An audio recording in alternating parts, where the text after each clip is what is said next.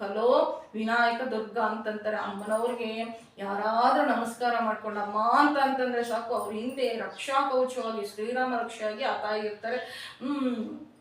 ನಾವು ಕಾಶಿ ಯಾವುದು ವಾರಣಾಸಿಯ ವಾರಾಹಿ ದೇವತೆಯ ಬಗ್ಗೆ ಕೂಡ ತಿಳ್ಕೊಬೇಕಾಗುತ್ತೆ. ಆ ತಾಯಿ ಇವತ್ತಿಗೂ ಏನು, ಆ ತಾಯಿಗೆ ಒಂದೇ 1 ಗಂಟೆಗಳ ಕಾಲ, ಬೆಳಗಿನ ಜಾವ ಒಂದೇ 1 ಗಂಟೆಗಳ ಕಾಲ ಪೂಜಾರಿ ಹೋಗಿ ಏನು ಇದು ಮಾಡಿ ಬರ್ತಾ ಇರ್ತಾರೆ. ಏನು ಮಾಡ್ತಾ ಬರ್ತಾರೆ, ಪೂಜೆ ಮಾಡಿ ಅಭಿಷೇಕ ಮಾಡಿ ಬೇಗ ಬೇಗ ಬರ್ತಾ ಇರ್ತಾರತ್ತೆ.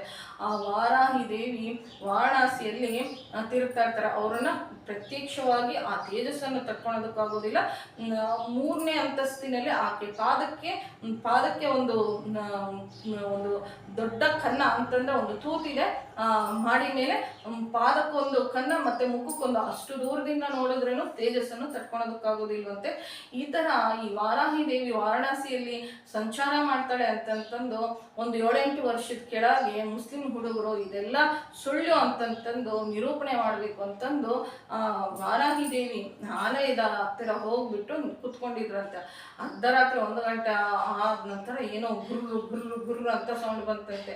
ಅವನು ಹೇಳ್ತಾ ಇದ್ದಾನಂತೆ ಪಕ್ಕದಲ್ಲಿ ಇರುವಂತನು ಏನೋ ಬರ್ತಾ ಇದೆ ಕಾಣಂತಂದ್ರೆ, ಅವಳು ಬರ್ತಾಳ ನೋಡೋಣಂತೆ, ಬಿಡೋ ನಾವೇ ಅವಳನ್ನ ಸಾಯಿಸ್ಬಿಡೋಣಂತೆ, ಅವಳೆಷ್ಟು ಅವಳು ಇದೆಷ್ಟು, ನಮ್ಮ ಅಲ್ಲ ಮುಂದೆ ಹಂಗೆಲ್ಲ ಭಯಪಡಬಾರ್ದು ಅಂತ ಇದು ಮಾಡ್ತಿದಂಗೆ ಆಕೆ ಶಬ್ದವನ್ನೇ ಕೇಳ್ಬಿಟ್ಟು ಪಕ್ಕದಲ್ಲಿರುವಂಥವನು ಏನೋ ಆಕೆ ಒಂದು ಸದ್ದನ್ನೇ ಕೇಳ್ಬಿಟ್ಟು ರಕ್ತವನ್ನು ಕಕ್ಕಿಕೊಂಡು ಸತ್ತೋಗ್ಬಿಟ್ಟಿದ್ದಾನೆ.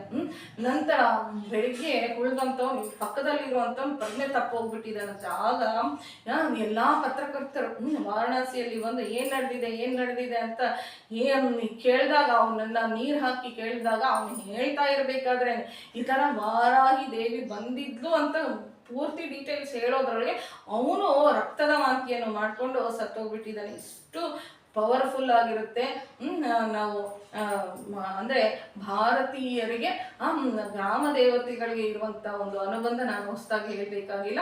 ನಾವು ಮನೆ ದೇವರು, ಕುಲದೇವತೆ ಹಾಗೂ ಗ್ರಾಮ ದೇವತೆಗೆ ಪ್ರತಿದಿನ ಅವರ ಹೆಸರನ್ನು ಏನು ಅವರನ್ನು ನೆನೆಸ್ಕೊಂಡು ಪೂಜೆ ಮಾಡದೇ ಇದ್ರೆ ಯಾವ ದೊಡ್ಡ ಇವನ್ನು ಮಾಡಿದ್ರು, ಪೂಜೆಗಳನ್ನ ಮಾಡಿದ್ರು ನಮಗೆ ಫಲಿಸೋದಿಲ್ಲ ಅಂತ ನಮ್ಮ ಶಾಸ್ತ್ರಗಳು ಹೇಳ್ತಾ ಇರುತ್ತೆ.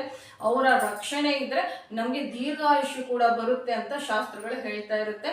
ಗ್ರಾಮ ದೇವತೆಗಳಿಗೆ ಮತ್ತೊಮ್ಮೆ ನಮಸ್ಕಾರ ಮಾಡ್ತಾ ಸಪ್ತ